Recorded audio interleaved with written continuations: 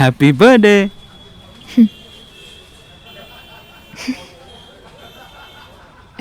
Thanks. Welcome.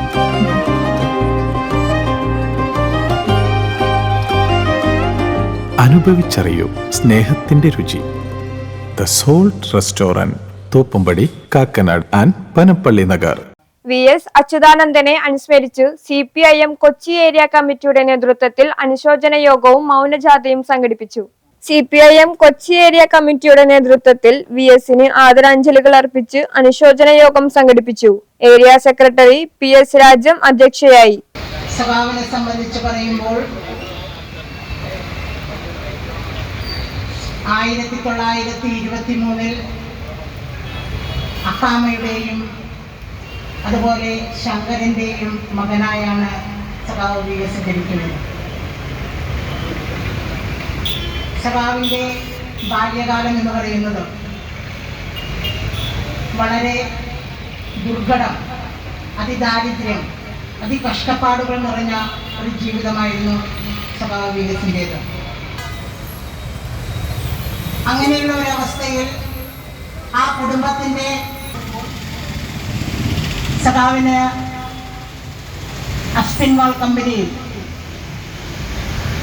തൊഴിലാളിയായി ജോലി. KA Ajesh അനുശോചന പ്രമേയം അവതരിപ്പിച്ചു. KJ Maxi MLA, KM Riyad, MM Francis, Augustus Cyril, NK Nasar, Muhammad Aneef, KA Edwin, KJ Antony, CD Nandakumar, Thomas Korassery, VJ Hyacinth, TM Ismail, PP Thankachan, Joseph Edwin, TB Mini, MK Abi എന്നിവർ സംസാരിച്ചു.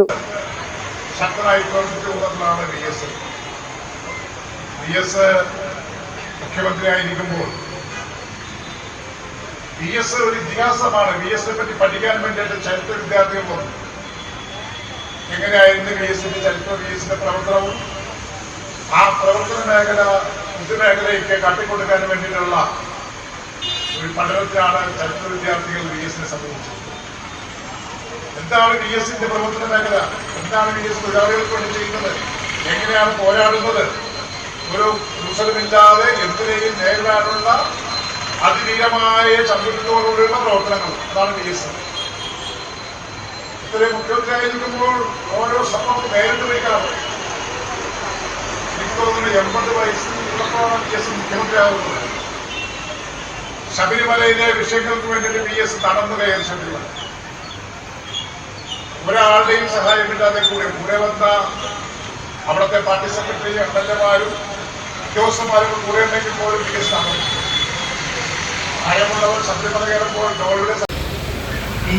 ഭൗതിക ശരീരത്തിൻ്റെ നമ്മളിൽ നിന്ന് വിട്ടുപോയത് നമുക്ക് എല്ലാവർക്കും വലിയ സങ്കടം തന്നെയാണ്.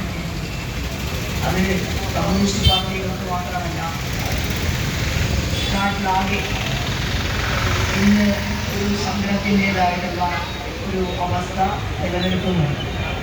സഖാവിന് ലാൽസൽ അവാർഡുണ്ട്, റെഡ്സൽ വിഭാഗമുണ്ട്.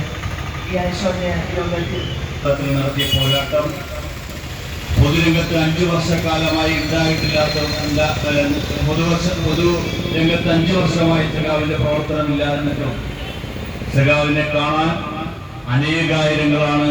സഖാവ് ഞങ്ങളുടെ ഹൃദയത്തിലാണ്, ഞങ്ങളോടൊപ്പമാണ് എന്ന് തെളിയിച്ചുകൊണ്ടാണ് കേരള ജനത സഖാവിന് വിട നൽകിയത്. ആ പോരാട്ട വീര്യം തുടർന്നും കമ്മ്യൂണിസ്റ്റ് പാർട്ടിക്ക് എന്നും ആവേശമായിരിക്കും. ആ പാതയിലൂടെ നമ്മുടെ പ്രസ്ഥാനം മുന്നോട്ട് പോകാൻ കഴിയും. അതാണ് സഖാവ് VS നമുക്ക് നൽകിയ സന്ദേശം എന്നും. കരയിൽപ്പടി ജംഗ്ഷനിൽ നിന്ന് ആരംഭിച്ച മൗനജാഥ തോപ്പുംപടി ജംഗ്ഷനിൽ യോഗവേദിയിൽ സമാപിച്ചു. News bureau, Thoppumpady.